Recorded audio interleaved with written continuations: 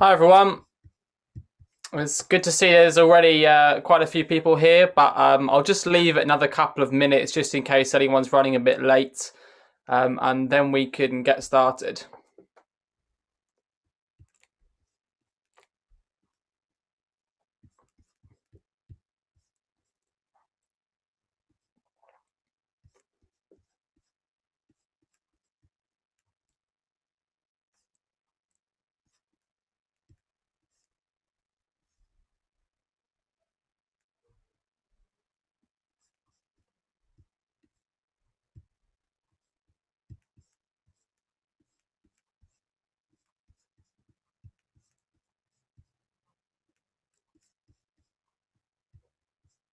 All right. Well, I think it's probably time we got going.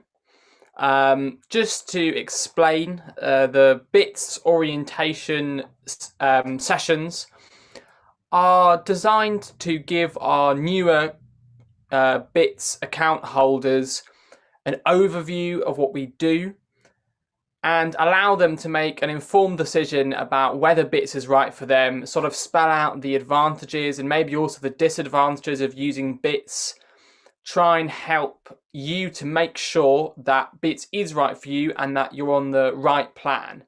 We'll also go through a couple of credit building tips, which sort of include bits, but also stuff outside bits. And then we will go to a live Q&A at the end, and you can ask any questions that you might have that you haven't been able to find the answers to elsewhere. So get ready with those questions for the end. The agenda I'll just briefly go through now.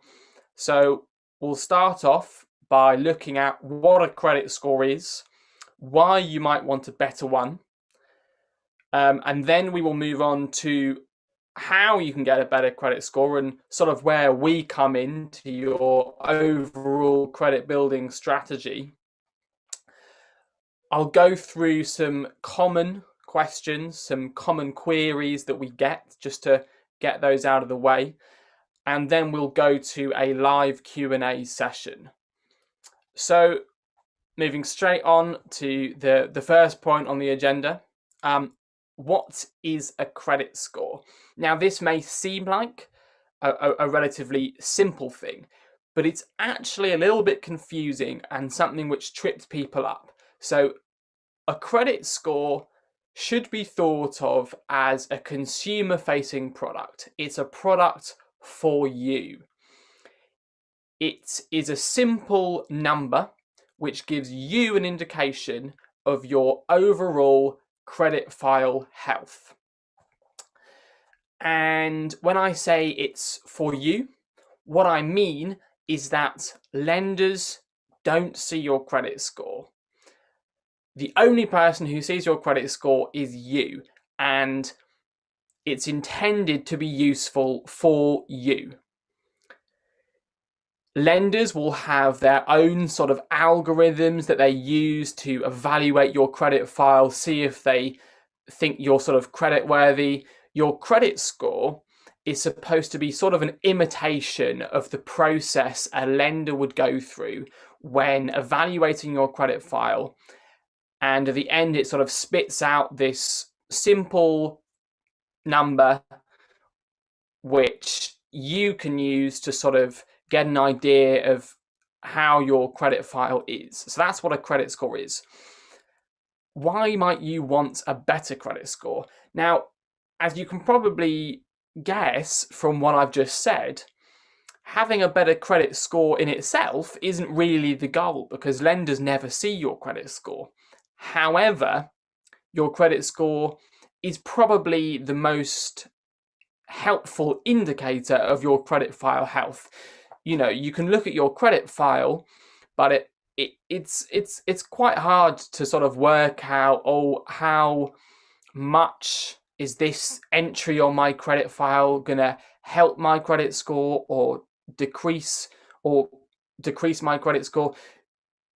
By providing you with this credit score, credit reference agencies are attempting to be transparent with you about how healthy your credit file is and the likelihood of you getting a good deal when you're applying for different forms of credit. So as I say, improving your credit score in and of itself is not really the goal, but having a good credit file, which should sort of feed into your credit score, now that can really be very useful. Credit is very common in our modern society.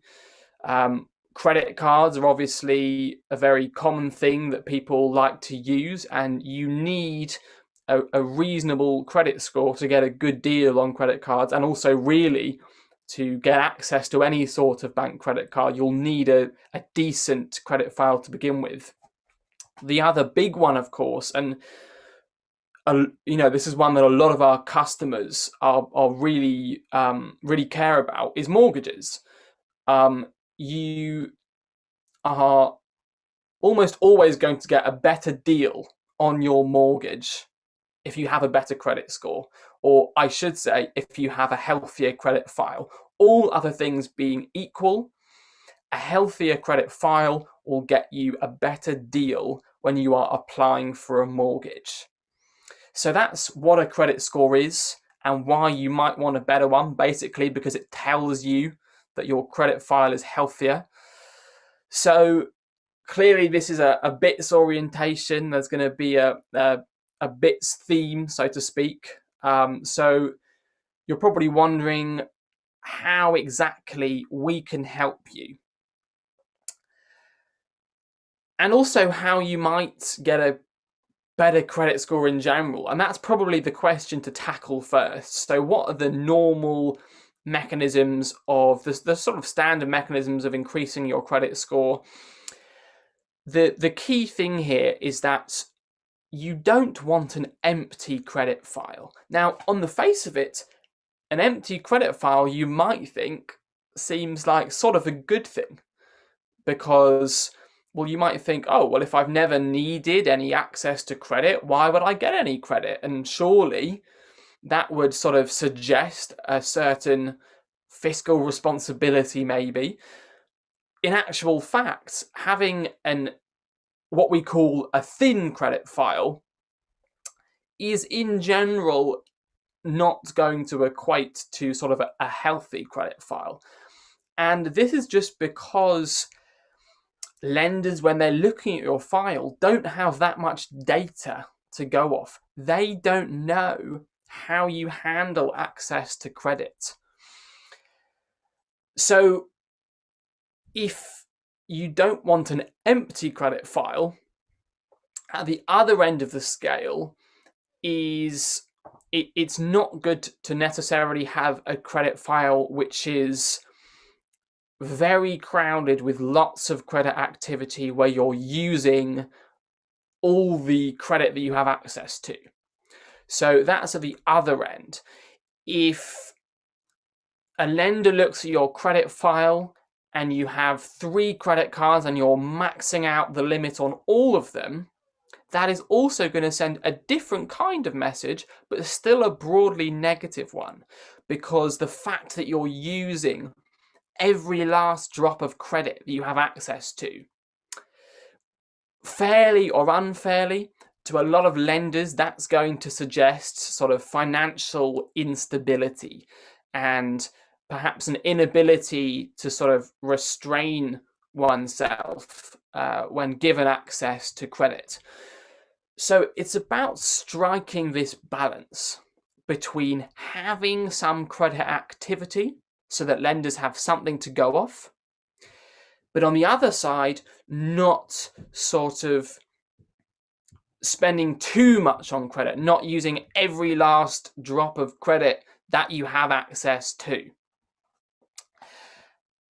And obviously there are a variety of different forms of credit that you can apply for and have on your credit file. So I'd like to take you through 3 forms of credit that are a decent basis for a sort of credit building strategy. The first one of these is utilities bills. So this is one which a lot of people don't really think of as credit, but it is a form of credit in a way, because in general, you use a certain amount of gas or electricity, and then you settle up with the utilities provider at a later date. Now, this is a really good form of credit to have on your credit file. It's also pretty easy to get on your credit file. All you have to do is have your name on those bills. Okay, so even if, for instance, you're living with your parents or you're living in a shared house, all you have to do is get your name on those bills and it will go onto your credit file. That's a positive sort of mark on your file, assuming, of course, that you pay your energy bills on time and in full. But that's a good source of credit. A second good sort of source of credit is a mobile phone contract. And when I say a contract, I just mean not pay as you go. It can be a SIM only contract. That's absolutely fine. This is, sort of slightly more risky and difficult to get than utilities bills, because you can get turned down for a mobile phone contract, but that's still a good second prong of a credit building strategy. And you'll notice that what characterizes these forms of credit is that they are not really suggestive of any great need for credit. They're seen as pretty standard things that most people have. So they don't really communicate one message, one way or the other. They're just a good form of credit to have on your file. Now, the third thing that you might well want on your file is where bits comes in, because the third thing is a credit card or a store card on your file. A credit card, most people are familiar with what a credit card is. A store card is very similar to a credit card, but the difference is you can only spend it in a certain place. It's not for sort of general shopping. Again, a credit card or a store card tends to be seen by lenders as a pretty standard thing to have. So it's not communicative of any great financial need necessarily. It's just something which can be useful for a lot of people.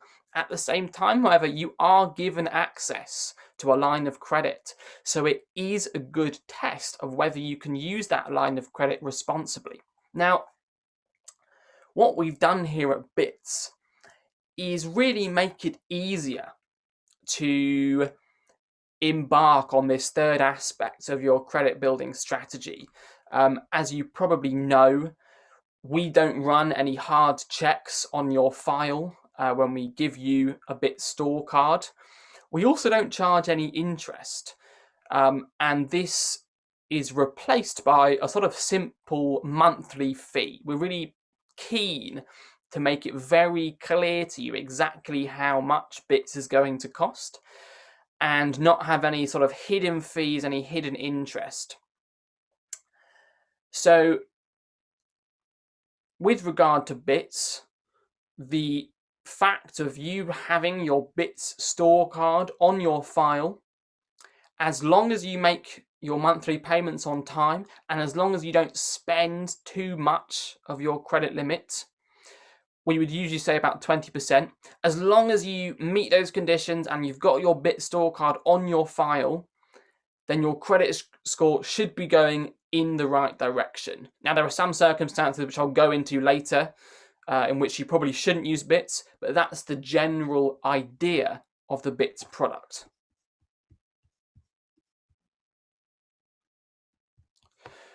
So I'm now just going to go through some common questions that we get. The first of these questions is, do I have to spend with my Bit store card in order to build credit? And it's a very simple answer. No, you don't. And in fact, spending will not build your credit any faster. In fact, you should, as I've just sort of mentioned, you should not spend too much. So you shouldn't spend more than about 20% of your limit at any one time.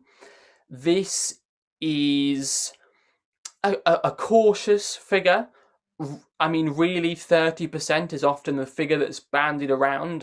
You might see sort of online that you shouldn't spend more than 30% of your credit limit. We say stick to 20% just to be on the safe side, just to sort of build that good habit of not spending a significant chunk of your credit limit, sort of every month. So no, you don't have to spend in order to build credit. And if you spend too much, that could sort of hold back your credit building journey.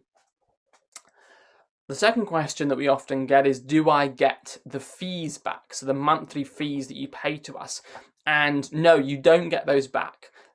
Those are what we charge for our services. Those are what we charge for the store card. Now, we think that this is the right way to do things, to sort of condense everything into a simple monthly fee. But it is important to realise that you don't get it back at the end, and it doesn't get loaded onto the card. It's not sort of in your Bits account or anything like that. It is very simply a fee, and you should be clear on that. Who shouldn't use Bits? Now, I would really strongly advise you to read through the terms and conditions on our website, and they will really take you through an exhaustive list of the situations in which you shouldn't use Bits. Now, there aren't that many. I say exhaustive, I don't mean it's sort of 2 pages long.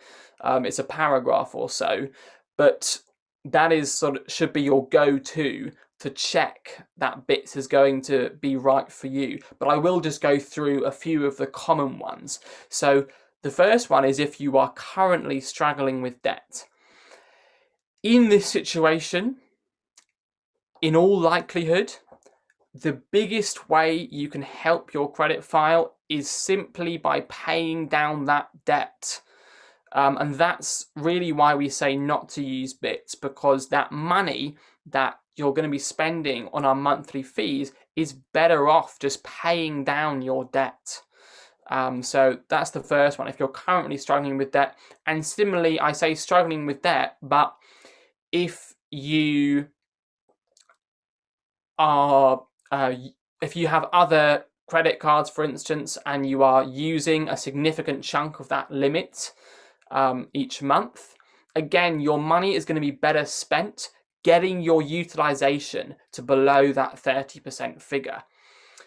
So that's the sort of first broad area in which you shouldn't use Bits if you find yourself in it.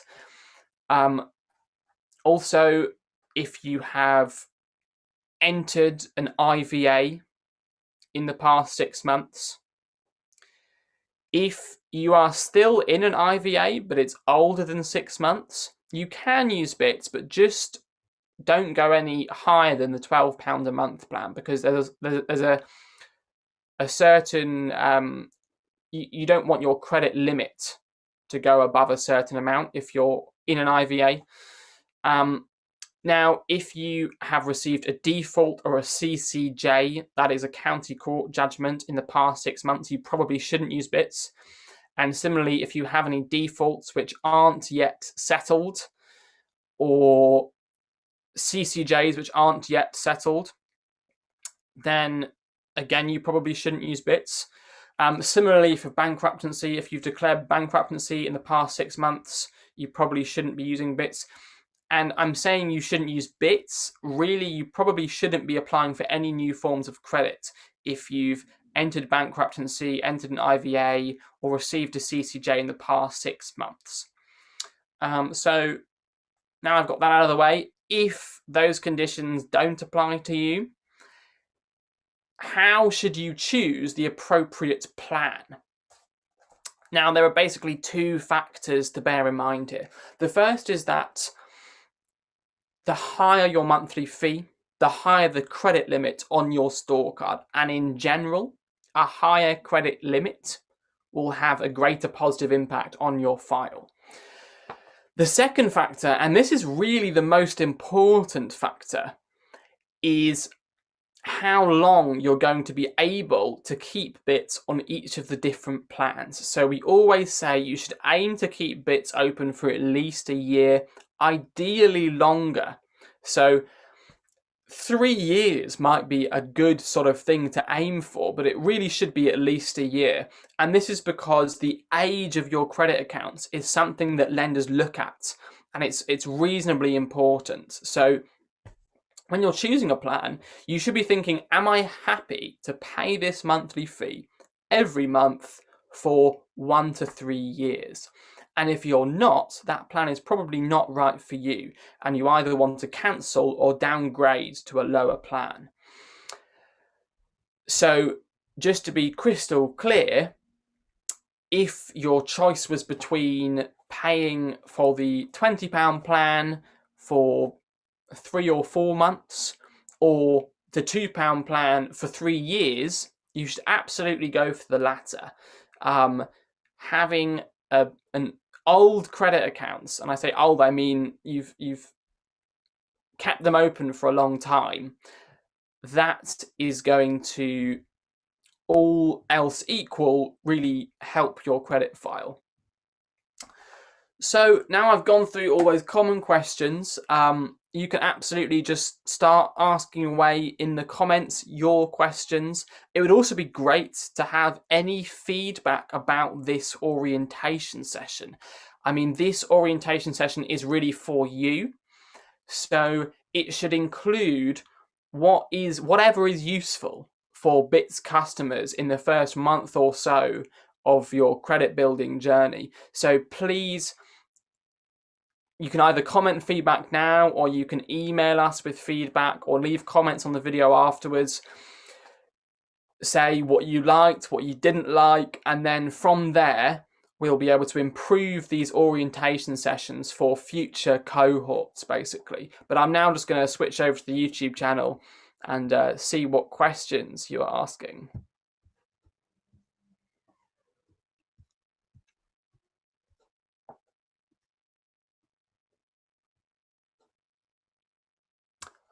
So Boost, I don't quite understand your question. I can't see sort of where the question is. So you've said payment markers, hence why you say don't miss a payment as your service is technically a line of credit. So I'm not quite sure what the question is. However, I would say that if you miss payments to BITS, your score could indeed go down. It's really important to remember, well, you don't have to remember because payment is automatic, but it's really important to make sure that you can pay your BITS fees on time. Like any line of credit, BITS is not risk-free where your score is concerned. If you miss payments, your score could go down. In fact, it's likely to go down if you miss payments. So you do need to be really careful there. I hope that's answered your question. So Premium Kits says, how do we spend our BITS store card? So a few days after you sign up, you will be able to see the in-app BITS store. And in the store, you will be able to purchase supermarket gift cards. So you can, for instance, buy £10 worth of Tesco's credit. Depending on the supermarket, you'll either have to print that off, that's only, I think, 1 or 2 of them, or you will be able to just show your e-gift card on your phone when you get to the till, and that will be your form of payment. So I hope that's answered your question. And just to explain as well, your debit card will be charged automatically 7 days after you make that purchase. So the purchase will be put onto your BITS line of credit and then automatically paid off with the same card that you use for your monthly fees.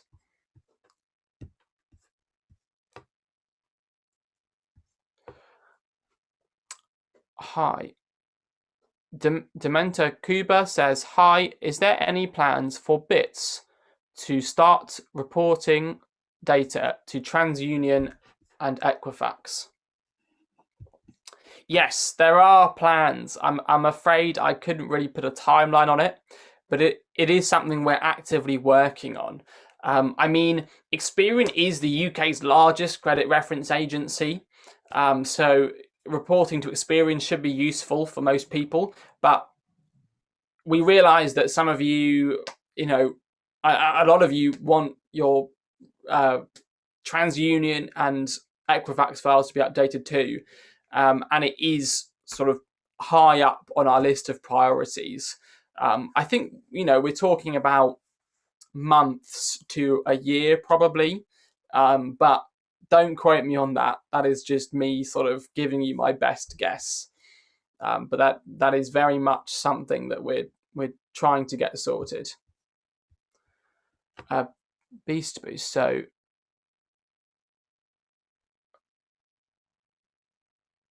yes, I think that sounds absolutely right. Beast Boost. Missed payments are indeed a bad thing for your credit file. You don't want any missed payments on there. And in the worst case, you can default on missed payments, including to bits, and that will have probably quite a significant negative effect on your credit file. So Redalahi Mohammed says, I have 4 credit cards with bits added. It will be spending 30% of my entire credit limit. So I think you need to this is possibly not the right forum for discussing your sort of personal credit situation. I would advise you to book a call with us, or drop us an email. Drop us an email, and then we can sort out a call. It does get a little bit confusing and complicated when you bring other credit cards into the mix. Now, to be completely frank, if you've got 4 other credit cards, it's not necessarily clear to me the advantage that Bits is providing to you. As long as you're happy to sort of manage your spending across those 4 credit cards, adding it becomes diminishing returns at some point. Once you're adding a 5th credit or store card to your file, you may not be seeing much of a difference there. I mean, you've already got 4, and so mainly it's going to be about bringing your utilization on those 4 down to below 30% if it's above that currently. Okay, so Sammy Khan says, I have 2 CCJ, 1 fully satisfied, which will be removed by 2023, and 1 is not satisfied and will be removed by December 2021. What do you suggest? Shall I pay them or wait to be removed to apply for a mortgage? This is a really good question. It's one that I'm not really qualified, to answer. At the end of the day, I think you can sort of see the pros and cons of each. I would say if you've got an outstanding CCJ, you probably shouldn't be using bits. You've said that the one which is unsettled will be coming off your file this year, so I can see why you might be thinking, what's the point of paying it? That's really a question that you've got to weigh out the pros and cons for yourself. I mean, I think the pros and cons are quite apparent here, so I can't really help you sort of go through the pros and cons. I think we know what the pros and cons are. It's just about making that decision, and that at the end of the day is a decision for you. You can go and take some financial advice. We're not financial advisors, but it's at the end of the day a decision that you'll have to make, basically. It is true that once something drops off your credit file, it is really gone. I mean, your credit file only goes back 6 years. Anything on it before that, well, is not on it. It's irrelevant. But I'm afraid I don't think I can provide you with useful advice in this situation. So Boost is sort of replying to someone else there, and yeah, I think sort of echoing what I was saying. If you've got 4 credit cards, it doesn't sound like you're necessarily struggling in terms of access to credit, and you can probably just use those 4 credit cards to form that third portion of your credit building strategy.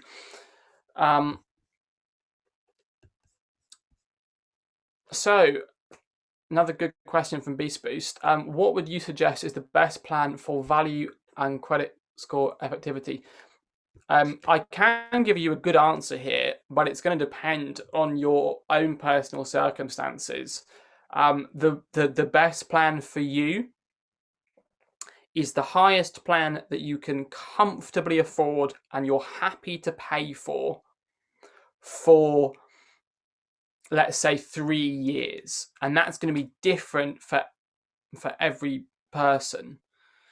But basically, if you're happy to pay the £40 a month plan for 3 years and you can comfortably afford that, you're not going to be thinking, oh God, I'm spending £40 a month every month. Then that plan is likely to have a really positive effect on your credit file if you keep it open for that long. But there's many people who would say, I don't want to be paying £40 a month for 3 years. And if that sounds like you, then the most effective plan for you is going to be a lower plan. Now, if you look at our monthly fees and our credit limits, it's a very simple one-to-one sort of pairing. I believe it's 36 times your monthly fee. So it's not as if there's any sort of great deal to be had where, on one plan you get a credit limit which is out of proportion to your fee. All the monthly fees are proportionate to your credit limits. And at that point, it really is just a question of affordability and whether you're happy to pay for that plan over a reasonably long period. And this is, another thing that I would say is it's important to manage your expectations. There are no silver bullets in terms of credit building, and it's not like you're going to add bits to your file and overnight it's going to go up by 200 points. You're really going to be looking at a sort of, you might expect to start seeing good results at the 6 to 9 months mark, but it's going to be different for everybody. I mean, some people see some sort of increase in the first couple of months, but really you should be managing your expectations and thinking, this is really a long-term thing that I'm doing. Credit building is always a long-term thing at the end of the day. So when you start credit building, I think probably you should be looking, if you are, say, looking to apply for a mortgage, that point of application should probably be 2 or 3 years away. Having said that, the best time to start credit building was 3 years ago. The next best time is now. So it's never too late necessarily, but you should manage your expectations of when your credit score is going to go up. So we haven't got any more questions right now in the chat. I'm just going to carry on talking for another 5-10 minutes just to give you a chance to, write any more questions. I'm just trying to think what would be the most useful thing to talk about. I think in the last orientation session, I talked about a new Experian product, so that might be useful to go over. It's called Experian Boost, and it is a completely free way to boost your Experian score.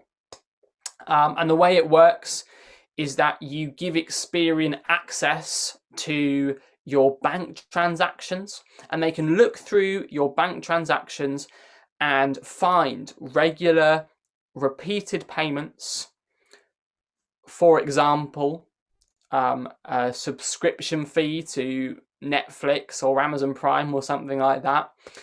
they can then use that regular repeated payment to boost your Experian score. Your score can never go down. Anything which might be perceived as a negative, they will just simply disregard.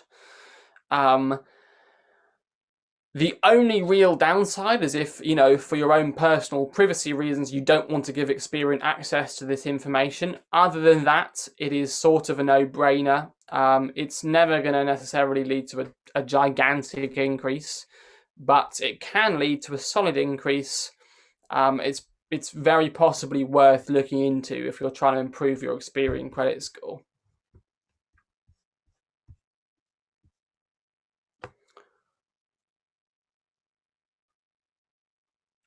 So Beast Boost says, I do appreciate how simple your app makes it to show you what.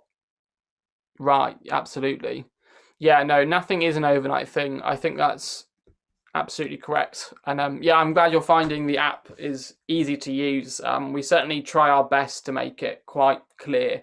But if you do have any feedback, if anything ever occurs to you, oh, the app could be better if you did this, please get in touch. I mean, we'd really love to hear from you. At the end of the day, we're here to try and help you all. And so, you're almost our bosses. You should be telling us what to do and what's going to be best for you.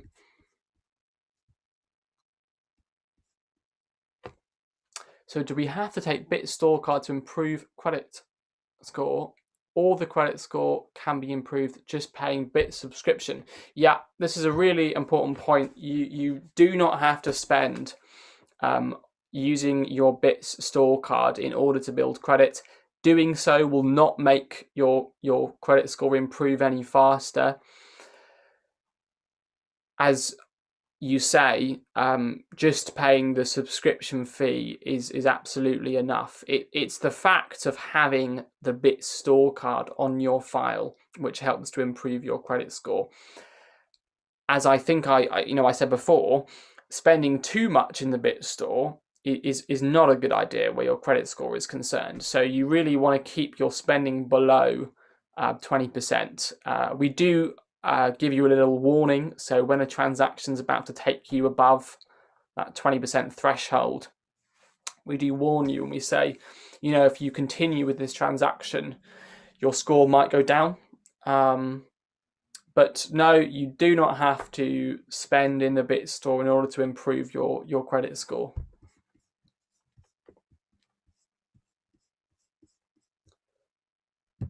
So yeah, again, the questions have dried up a little bit now. I just thought something that's occurred to me is a question that we often get is sort of what the difference is between us and some of the companies that might be seen as our competitors.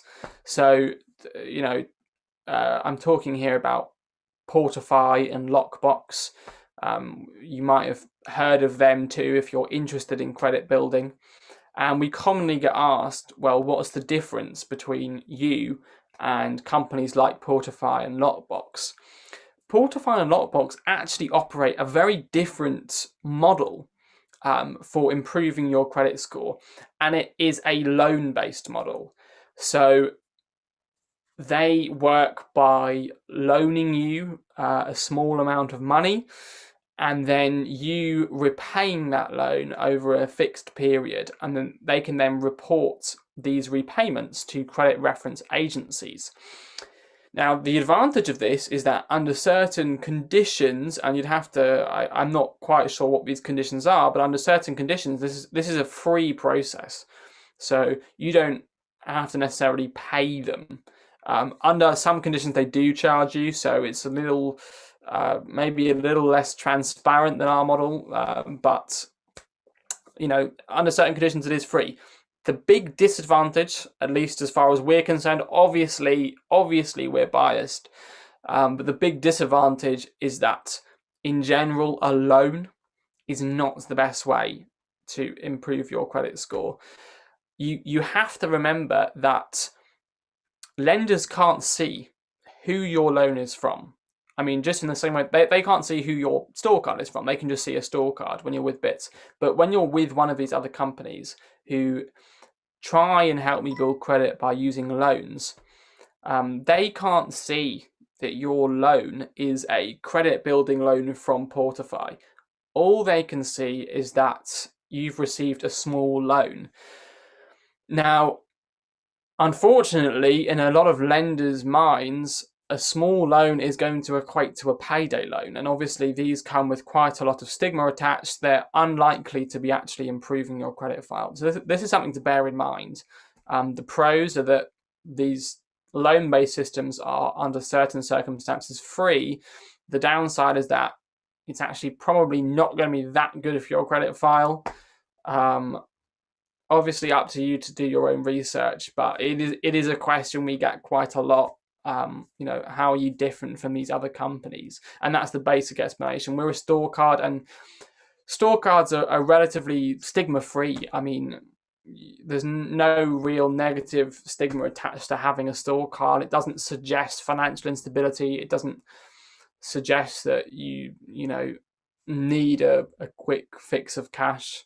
So that's the difference, basically.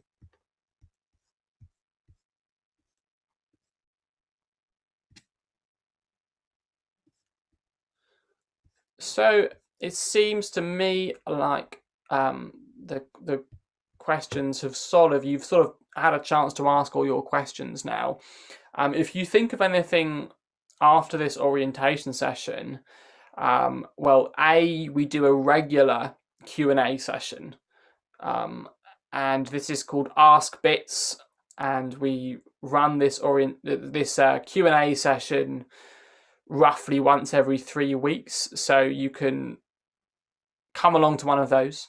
But otherwise, you can also just email us, book a call with us, and that way, in fact, I'll just go away now. I'll find the link that you can use to book calls with us, and I'll put it in the chat, and then I'll also afterwards comment it under the video as well, and you can use that link to book a 15-minute one-to-one call with either me or one of my colleagues in the customer excellence team.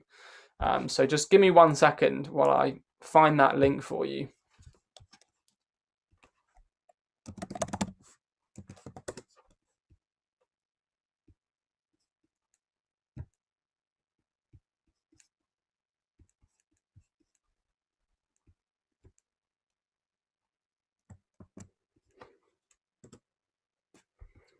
So hopefully you can see that link. Let me know if you can't for whatever reason. But I've just posted the link where you can book a call. In the meantime, we've got a couple more questions.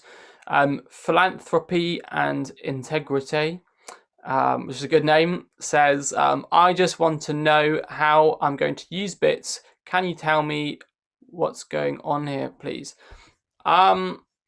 So as I sort of elaborated in this orientation session, Bits is a store card. We're a store card where you pay us a monthly fee, and this replaces sort of interest or late payment fees or anything like that. As long as you make your monthly payments on time and you don't pay late, and you also don't spend too much on your Bits store card, we should help to improve your credit score. That is as simple as I can put it, the basic premise. But if you do require any further explanation, please do get in touch. So Beast Boost, I have a very poor history. I got accepted. It's only a soft search. Yeah, this is correct. We don't run a hard search. Running a hard search, which is what happens when you apply for most forms of credit that are not Bits. Even on something like a mobile phone contract, they will often run a hard search. This leaves a hard search marker on your file, and other lenders will be able to see that a hard search was run, and this can actually sort of bring down your score because, rightly or wrongly, this hard search, well, it does show that you've probably applied for another form of credit, and rightly or wrongly, applying for multiple lines of credit in a short space of time is generally seen as a negative thing. But yeah, we don't run any hard searches, so you don't have to worry about that. I mean, we will be opening a new credit account, and it's probably decent advice to say, well, once you open a new credit account, you shouldn't apply for more credit for a period of time.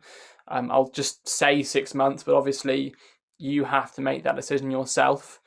But no, we don't run any hard searches. So I think probably it's about time to wrap up. It's been a pleasure. I hope that was useful for you. If it was useful, let us know. If it wasn't useful, let us know. Let us know how it could be better. You can drop us an email at hello@getbits.app. That's hello spelt the normal way, and then at getbits.app. That's our sort of general inbox for any queries that you might have, and I've posted that link for you to book a call in the chat there. I will also try and post it in the comment section below afterwards. But thank you all for coming along. I hope you are finding bits useful and reasonably clear so far. I'm sure I'll see you soon at maybe one of our live Q&A sessions. But for now, goodbye and have a great